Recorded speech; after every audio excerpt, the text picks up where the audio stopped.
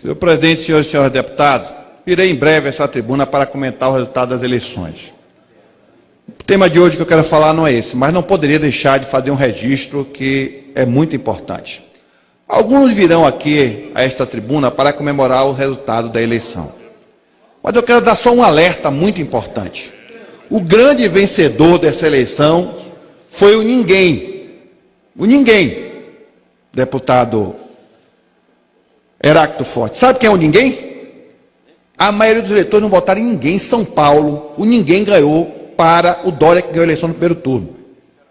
Nas capitais, as abstenções, os votos nulos e brancos, ou seja, aqueles eleitores que deixaram de votar, aqueles eleitores que não votaram em ninguém, superaram os candidatos que ganharam a eleição no primeiro turno. Isso é um assunto para eu voltar aqui nessa tribuna em breve, para que a gente possa refletir, porque isso é muito grave no nosso país, muito grave. Um voto de protesto que se expressou na abstenção e no voto nulo. Não é motivo para alguns comemorarem aqui, porque esse é o verdadeiro resultado da eleição, que é a descrença na política e nos caminhos da política. É a descrença nas propostas.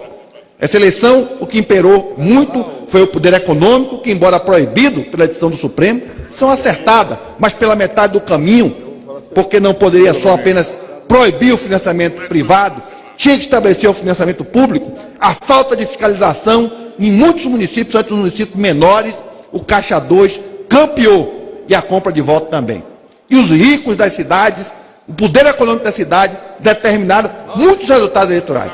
Muitos prefeitos corretos, honestos, sérios, perderam seus mandatos, né, na ação, né, da compra de voto e da utilização escancarada do poder econômico. Essa que foi, infelizmente, a verdade que eu quero aqui, com mais tempo, vir a esta tribuna falar sobre essas eleições e a necessidade de fazer uma reforma política de verdade no Brasil, não essa reforma meia-boca que foi feita.